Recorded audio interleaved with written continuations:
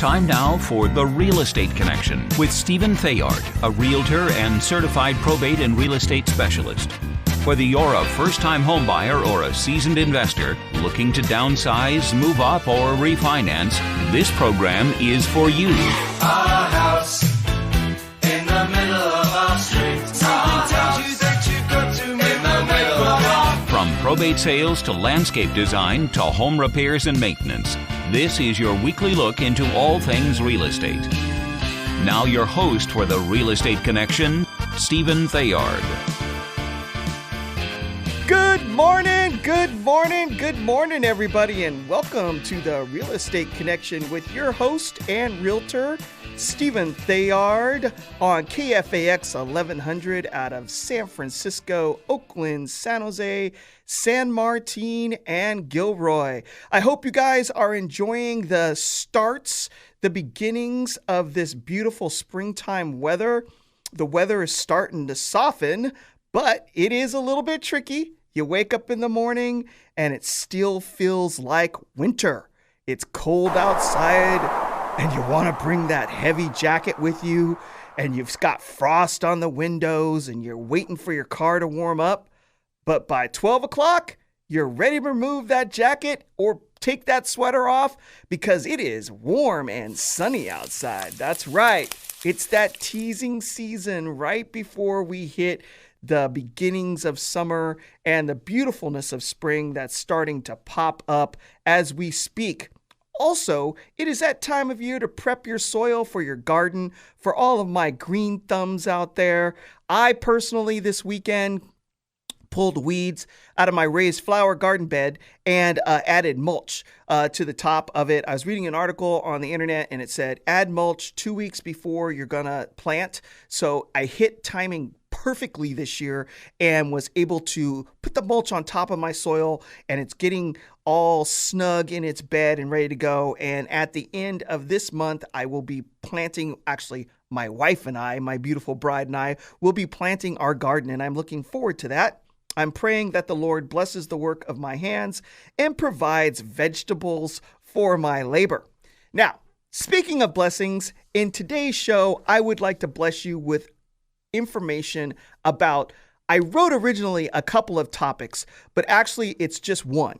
As I was preparing for the show, this topic started to just evolve and get more detailed and more intricate. And I'm warning everybody right now, I am going to be on my soapbox today. I am standing on it. I am preaching from the mountaintops about this particular issue. And I think it's important that as this show not only provides education for real estate and how to buy or sell properties or invest in it, you should be made aware of potential laws that could affect you in the real estate market, especially if you're investors.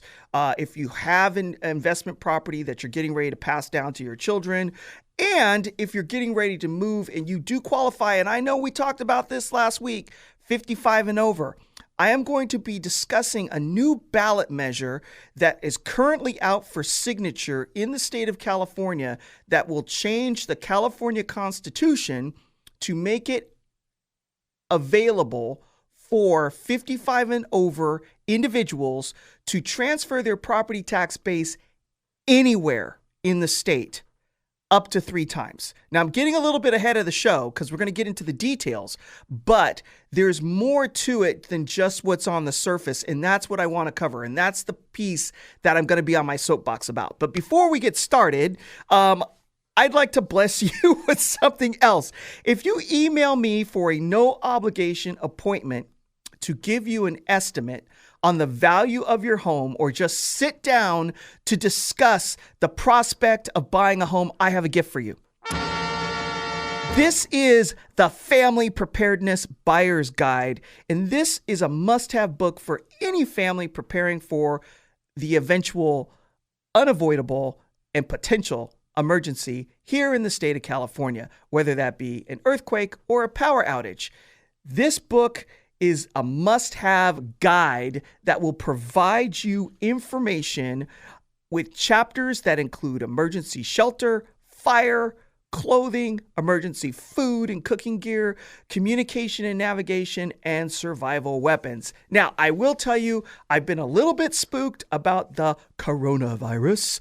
And so I have gone out and purchased a few N95 masks and some extra water. And it just inspired me to prep a little bit more and buy a few more supplies because at the time when it first came out, we really didn't know what it was going to do. And people are pretty protective out there in the medical community in regards to protecting themselves when people who have the infection come into a facility with quarantines. And so I thought, if by any chance it should spread, I wanted to be prepared. This book will help you for preparation for those types of instances and just general emergencies or earthquakes. And it was really helpful in regards to preparing food to bring into the house and how to prep it if you should not have electricity or gas. So like I said before, if you contact me and get in touch with me in regards to talking about getting your house on the market this spring, which the market has already taken off,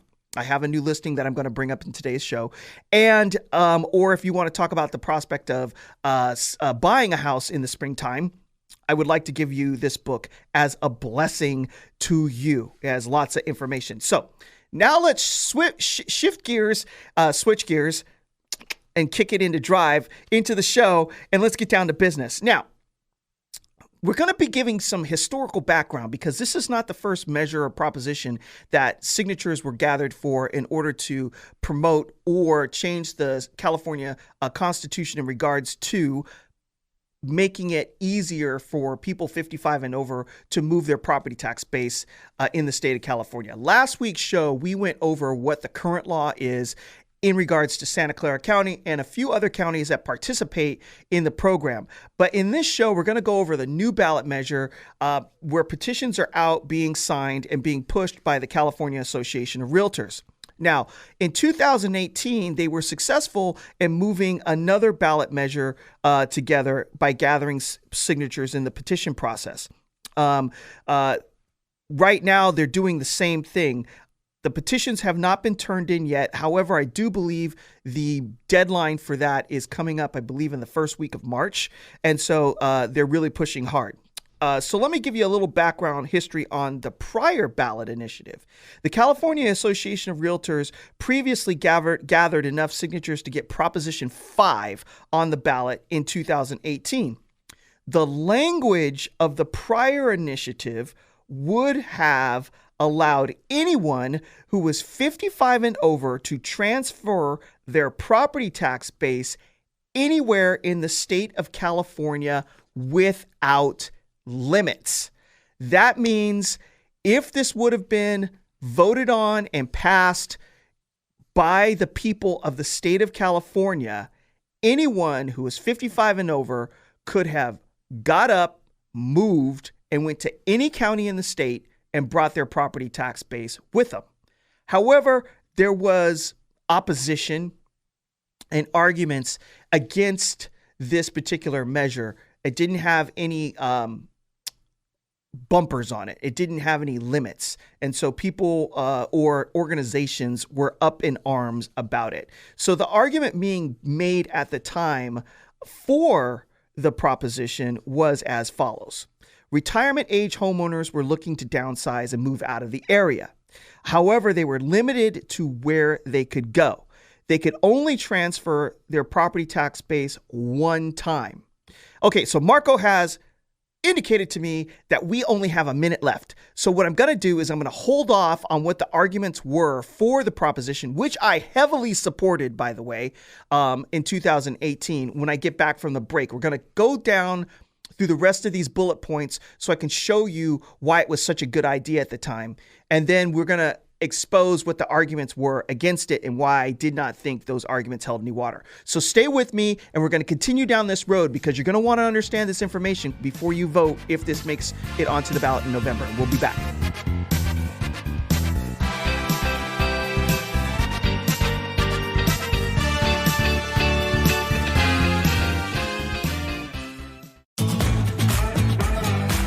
Now back to the Real Estate Connection with Realtor and Certified Probate and Real Estate Specialist, Stephen Thayard.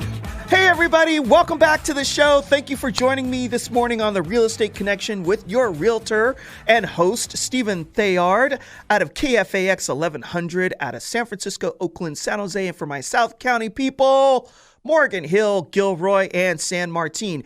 If you cannot catch us in a very clear and concise fashion on the radio, you can always listen to us online, live on iHeartRadio. Just look for KFAX 1100, download the app to your phone, and take it wherever you go, and you don't have to worry about getting those fuzzy little breakups when you get into certain areas of the Bay Area.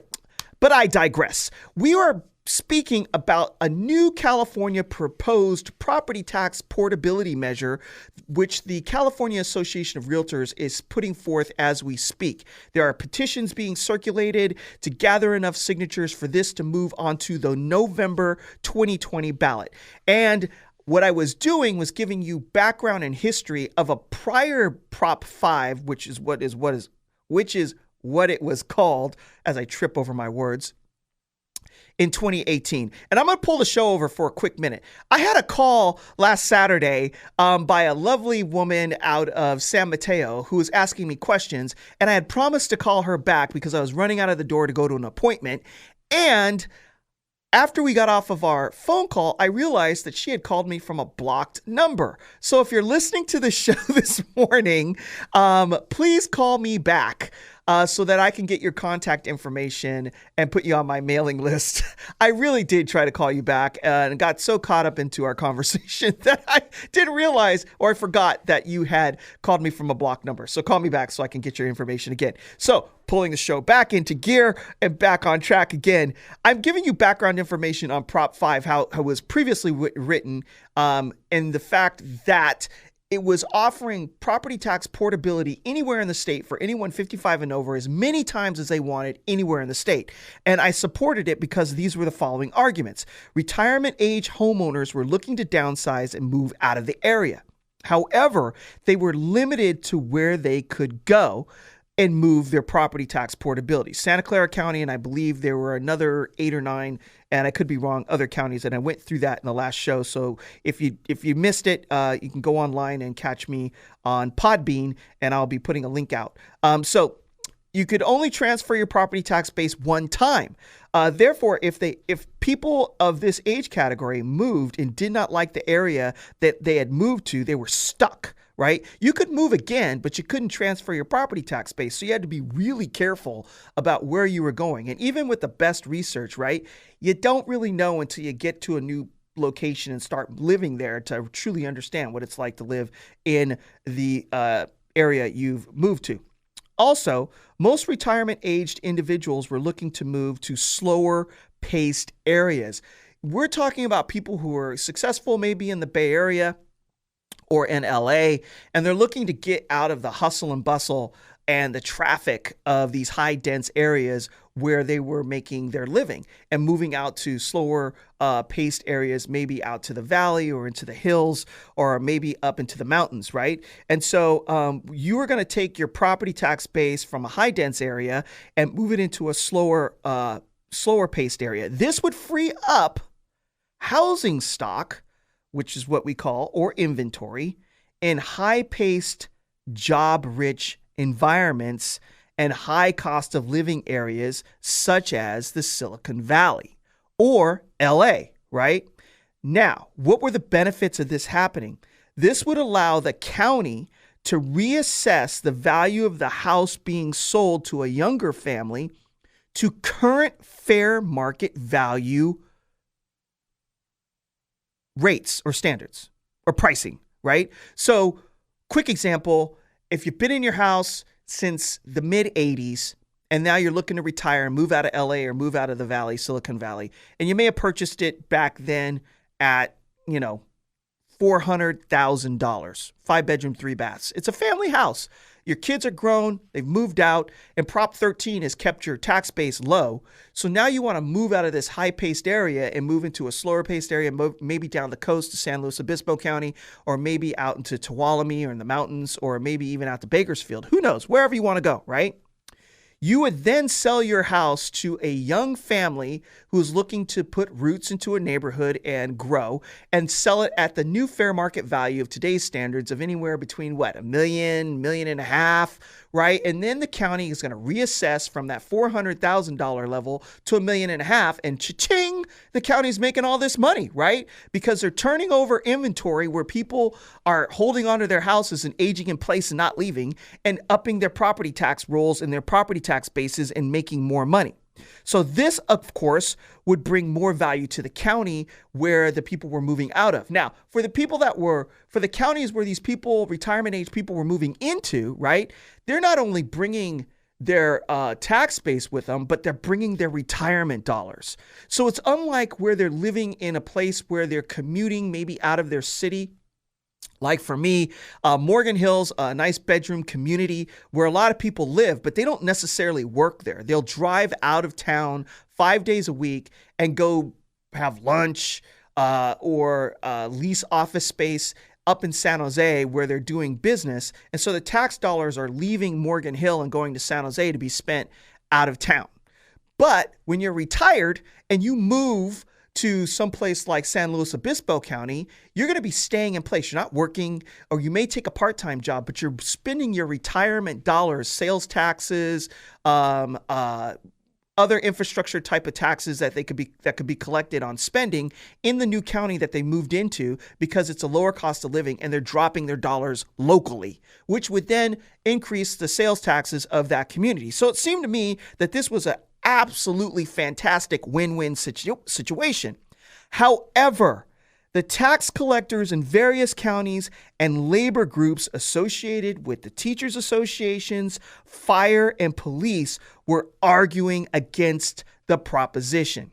Now, my premise was it was good for the people, and so anything that was good for the people gets shot down. And I don't know why that spirit exists in our state, but for some reason it does. So the argument that was coming from the teachers associations, fire, and police was that they were saying there would be a loss of revenue for the counties for the following 2 reasons. Now, I listed out 1, 2, 3, 4, 5, 6, 7, 8, 9 reasons why it was a good idea, and I only came up with 2 reasons on the opposition. But the opposition has money. So remember that, folks.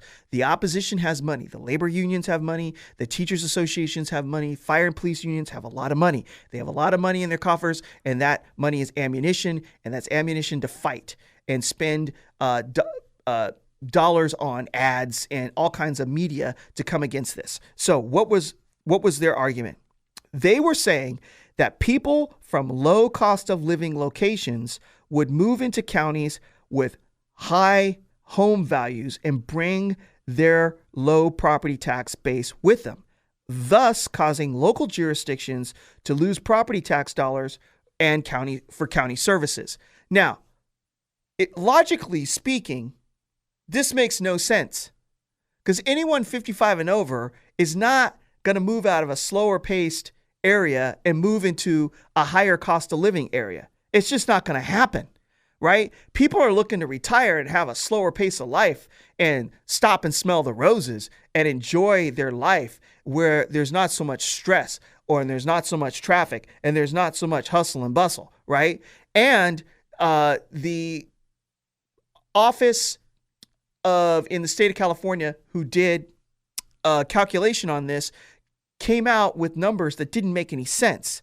So it just was nuts. But they were fully opposed, and they spent money against us. So what this argument did not address, okay, that I just mentioned, is that retired individuals would be spending time. I already mentioned it. I'm going back to my notes because I want to make sure that I cover everything. Behave yourself. Yes, I need to behave myself, says Marco. So I'm trying to go back to my notes to make sure I covered everything, but I already did. So it didn't address these arguments. Now, Marco says I have 2 minutes. So what we're going to do is we're going to take a break, and I'm going to come back in the next segment, and I'm going to talk about this new measure that the California Association of Realtors is proposing and is now saying that can be passed. Now, I believe it can be passed, but I don't believe why it can be passed is good. I don't think it's good for the people. And I've already spilled the beans. I know I'm on my soapbox. I learned from watching and listening to other talk show hosts and radio programs, and they always hold back to keep people on the hook about their own opinion to the very end. But I just dumped it on you. So stick with me. So when we come back from the break, you can understand why I think the way I think about this newly proposed measure and why on its surface it seems like a good idea, but underneath it, not so much. So I'll see you when we get back from paying some bills.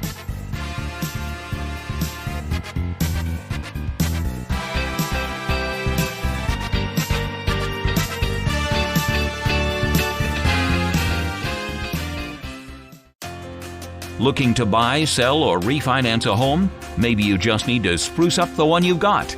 This is the show that shows you how. It's The Real Estate Connection. Once again, your host, Stephen Thayard. Hey everybody, welcome back. I'm glad you stayed with me even though I already spilt the beans. All right, so we were discussing the prior Prop 5 initiative that was on the ballot in 2018, which did not pass. Labor spent money against us. Who else? Unions, teachers, fire, police. The unions have money, more money than the California Association of Realtors. Even though we're a big lobby group, we didn't have the money to fight it, and so we got defeated. And we couldn't get the word out to everybody to tell them how great this was, because it was going to be fantastic. I mean, this was going to be constitutional law change in the state of California, and you guys could have been able to move your property tax base anywhere in the state as many times as you wanted, right? This was going to be absolutely phenomenal, fantastic, but we were defeated. So now the California Association of Realtors has come back from the drawing board and put forth a new proposed proposition for 55 and overs to move their property tax to any location within California. Now that sounds good, right? However, it comes with a limit on how many times you can move your tax base. You can only do this now 3 times with this new proposed measure. The other measure was better. I was fully behind this, supported the other measure 150,000%. Okay? I was behind it, telling all my clients, go vote for this thing. It was going to be ridiculously good. So, now this new measure that is out for signature changes it just a little bit. And I think takes away some benefits that we currently have in the state based on me reading it. So I'm not making this stuff up. I'm reading it and now I'm sharing it with you. So let's get into it. There's a limit on how many times you can move it, which is 3 times. But buried in here is a property tax increase. Okay? There's a property tax increase. So let's get into the details. The proposition, if put on the ballot, which I think it's going to make it, they're going to be able to get the signatures, and if passed by the voters, would do the following. 1, allow 55 and over to transfer their property tax base for a primary residence anywhere in the state 3 times. This would also be expanded to the severely disabled, victims of natural disasters, or hazardous waste contamination. So let's say the last fire that took place in Paradise, it would be expanded to people who were not 55 and over, who are victims of natural disasters or hazardous waste contamination. Also, the proposition would allow a parent or grandparent to transfer the property tax base to a child or grandchild if the parent or grandparent sells or transfers the property to a child or grandchild only if they move into the property as a primary residence. That's the first gotcha in this proposal. Right now, currently, a parent can transfer a property to their child without an increase in the property tax base. It transfers over with the child whether or not they move into the property or not. You get that? Right now, you can transfer over from a parent to a child the property, whether it's a sale or a transfer, and you get the same property tax base your parents have whether you move into the property or not.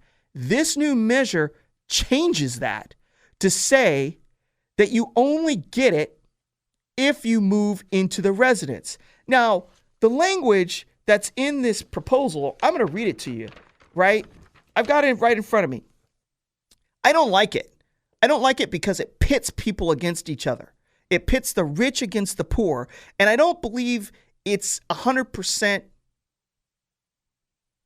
on, well, let's just say I think it's missing some things, okay?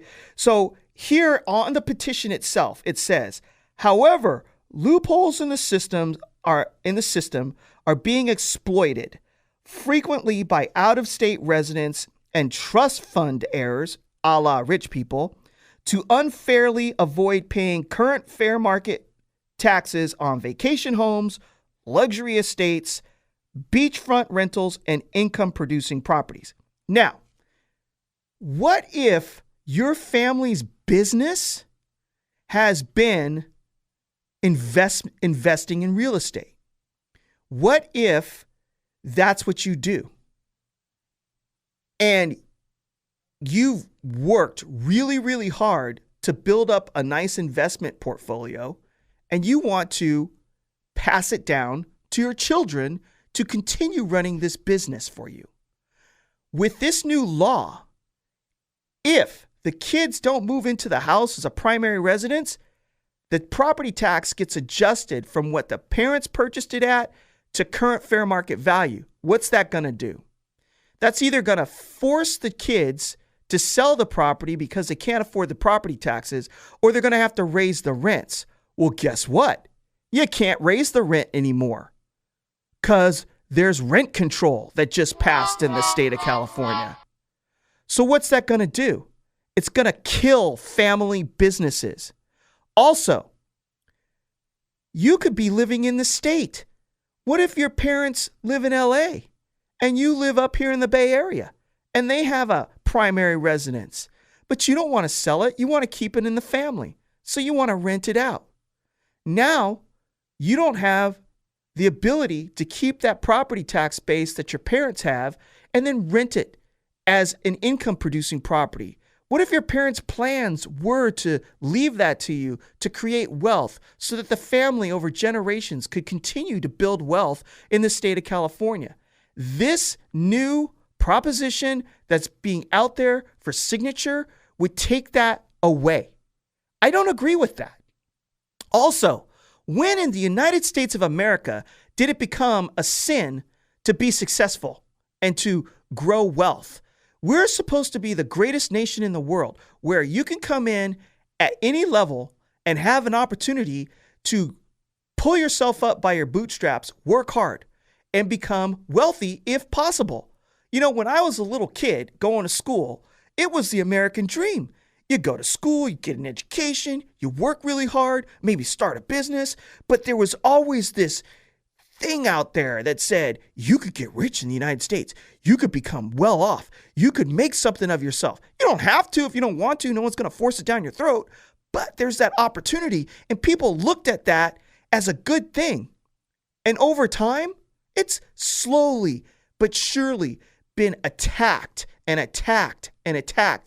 demonized by people to say that it's no longer good to be wealthy. Now, there are some people out there who have money who have done some dastardly things. I am not denying that. However, that does not make all people who have earned and worked hard to get to a certain position in life bad.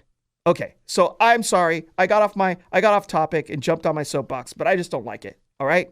Now, this also kicks in through involuntary transfers, either through court orders or judicial decrees. So if there's a court ordered transfer from a parent to a child, this law is in effect. So it's not voluntary. It's not only just voluntary, it's court ordered.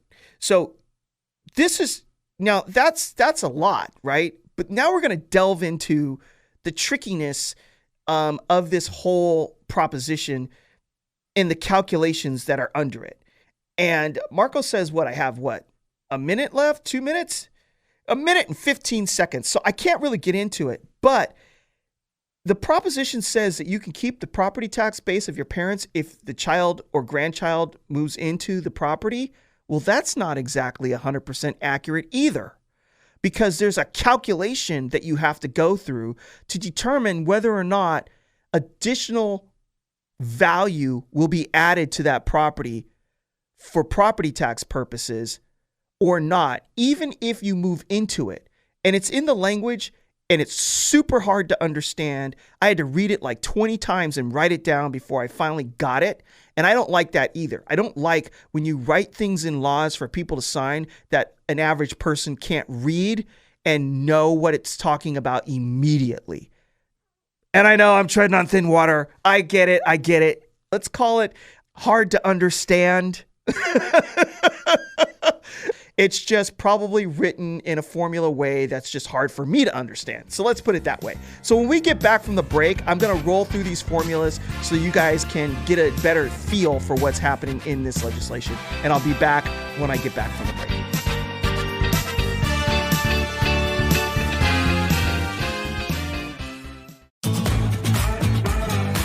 Now back to the Real Estate Connection with Realtor and Certified Probate and Real Estate Specialist, Stephen Thayard. Hey everybody, welcome back to the show. So, as I was saying before, there are some things in this that I don't like, and in regards to this new measure that we've been discussing. So, in case you're just joining us, you're on KFAX 1100, and this is the Real Estate Connection with Realtor Stephen Thayard. I am speaking about a new measure that's being put out there by the California Association of Realtors to allow people 55 and over to move their property tax base in the state of California 3 times. And it's also going to be expanded to people who are victims of natural disasters, the severely disabled, and people that are suffering from hazardous waste contamination on their property. However, there are changes to current laws that are also attached to this proposition that says that if a parent transfers a house to a child or a grandparent to a grandchild, that you will not get the property tax base if you do not move into the house as a primary residence. And I was also speaking to the fact that I do not like that change because the premise is that it's out-of-state people taking advantage, or rich people taking advantage, or heirs or trust fund babies taking advantage. To me, it doesn't take into account that there are people who have built businesses based on rental properties, and that oftentimes, as part of estate planning, there are people in the state of California who build wealth through the acquisition of property, and they want to transfer this wealth to their heirs, meaning their children.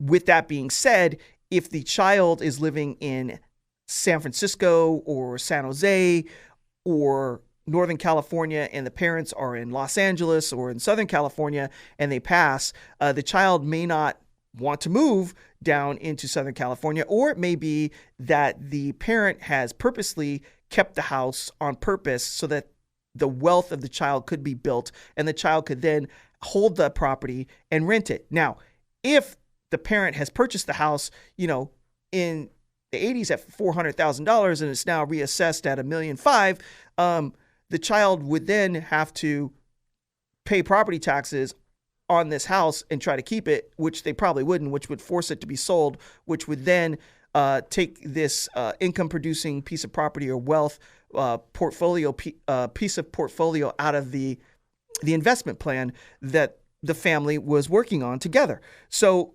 but again, that's not all that's in here. The proposition says if you move in to the parent's home and live in it, that you get the base, but that's not exactly 100% accurate, because there is a formula within this proposition that you have to go through in order for you to see whether or not the tax base will be adjusted up or down. So here's my interpretation of how the formula works. I have not seen anyone else try to do this. I did my level-headed best based on reading the language in the proposition to give you guys an example that I'm going to walk through right now.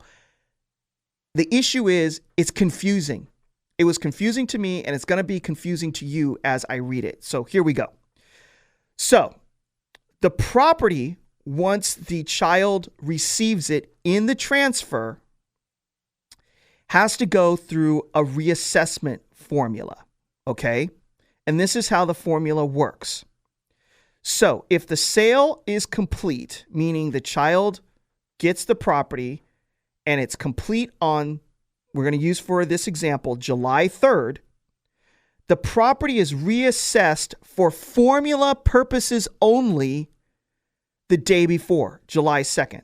So what would happen is there would be a current fair market assessed value calculated on the property the child has received as of the day before the transaction is completed. So that would be July 2nd if they completed the transaction on July 3rd.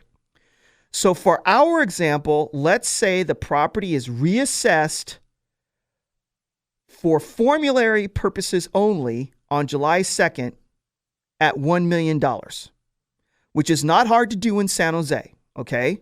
So the child inherits the property or gets the property transferred on July 3rd. For formula purposes only, it's reassessed and given a value of $1 million. Then the formula asks for the following calculation. You're going to add the base year value of the property being purchased to $1 million. So for our example, we're going to say that the parents, when they purchased the house, they bought it at $500,000. That's the base year value. You're then going to add that base year value to $1 million. And that's going to total up to $1,500,000. Now, the new law goes on to say that if this calculation is less than the reassessed value at July 2nd, the day before the transfer was complete, you add $0 to the base year. Okay? So, at $1 million value, it's less than the 500,000 plus the million or 1,500,000. So then you would add $0 to the base year, right? Confusing, right? Totally confusing. Completely, utterly, and ridiculously confusing. I had to read this thing like 10 times and write it down and create examples in my head for me to even understand what this is talking about. So I'm guessing that the layman who picks up this proposition to read it is not going to have any clue what's going on. Okay, right? Nuts. Absolutely nuts. So then if you do move into the house and you go through this calculation and you pass this test, and your reassessed value for formulary purposes only is less than the total of the base year plus the $1 million range, $1 million, then you add $0 to the base year, which means the child gets to keep the property tax base of $500,000. However, it goes on to a further example, and there's more. Here's the second example. All right. This is how your base year could potentially go up, even though you've moved in and you're the child. So the property is reassessed for formula purposes only as of the day before the transfer is complete. So we go back to our original example. The child completes the transfer on July 3rd, and the property is reassessed for formula purposes only on July 2nd. So for our second example, we're going to say that reassessed value is $2 million instead of $1 million. Okay. So it's $2 million, which is not hard to do in, say, like a town or in Los Gatos or Menlo Park or even San Francisco. Then the formula asks for the following calculation. Add the base year value of the property being purchased plus $1 million. So for our example, let's use the same base year of $500,000. The parents purchased the house for $5,000 as the base year value of the property being transferred from the parent to the child. So the total of the base year 500,000 plus 1 million is now 1,500,000. Same number as we used in the last example. However, now the new law goes on to say, if the reassessed value of the property for calculation purposes only on July 2nd, in our example, is equal to or higher than the base year plus 1 million, you do the following. You take the $2 million reassessed for calculation purposes on July 2nd, in our example, and you subtract the total of the base year from it. So, for our example, you take the 2 million minus the 1,500,000, which is the 1 million plus the base year. Then you get a difference of $500,000. You now add this $500,000 to your base year, and that is your new reassessed value. So for our example, that would be $500,000 base year plus the $500,000 number from the formula to total $1 million as the new property tax base. So this is even if you move into the property as a primary residence. So even though on the surface, it seems to indicate that if you transfer the property from a parent to a child, that you're going to get the parent's base year if you move into the property, you still have to go through this formula process. And depending on how you get spit out on the other side, you can either keep the base year or there may be an adjustment upwards on the base year. So, based on all that, I kind of don't like this new proposition. Marco says I have 30 seconds, so I'm going to wrap this. At this point, I personally don't support it. And when we get back, I'm going to wrap up the show and give you my thoughts behind it. I don't think the trade-off is worth it. So we'll see you when we get done paying some bills.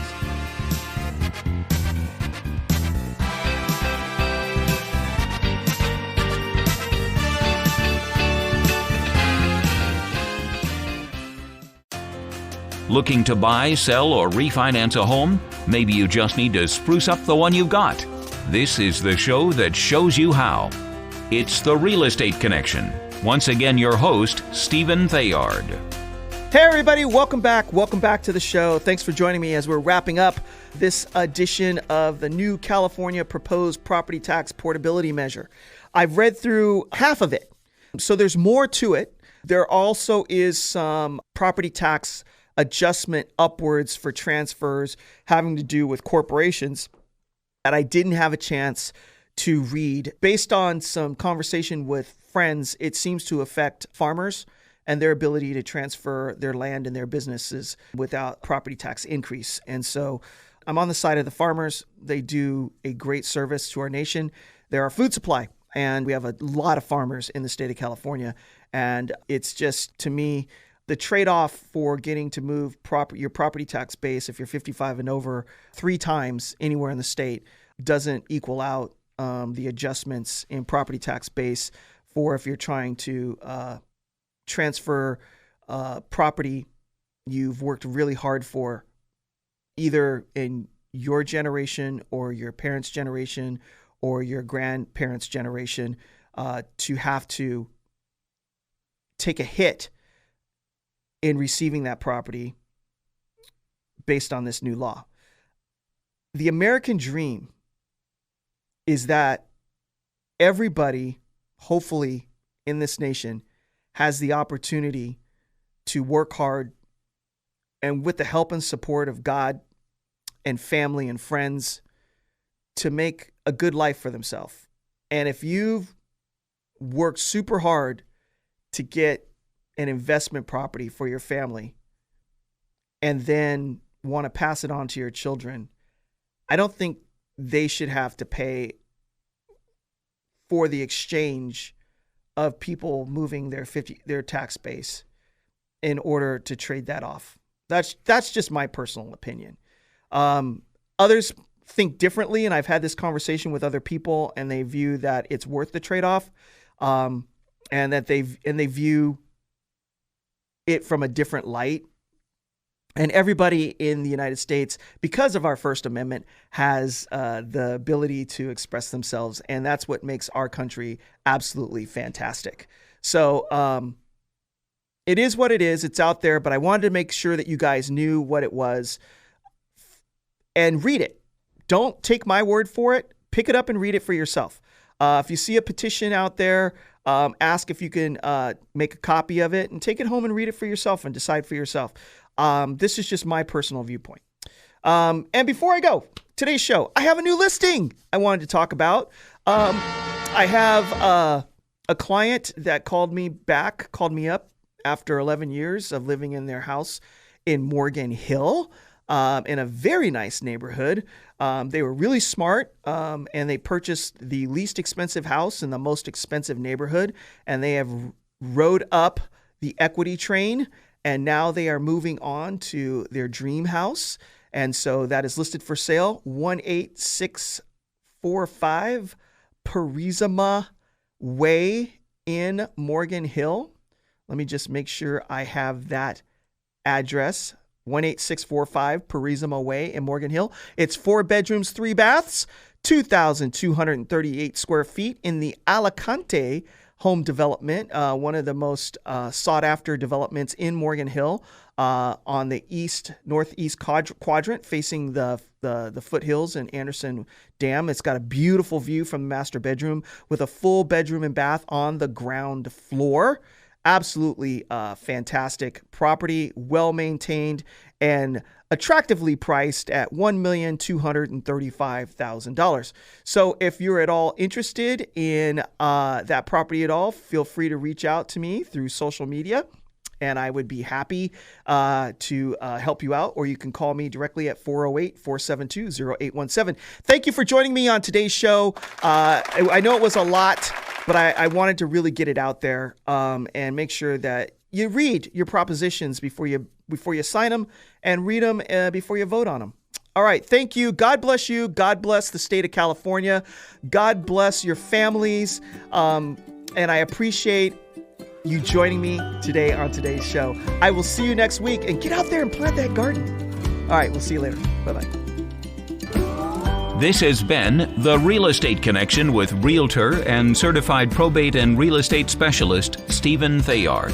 Licensed Cal BRE number 0170019. For more information on this program, visit realestateconnectionradio.com. To contact Stephen directly, call 408-472-0817 or email info@realestateconnectionradio.com. And be sure to tune in next week at this time for The Real Estate Connection.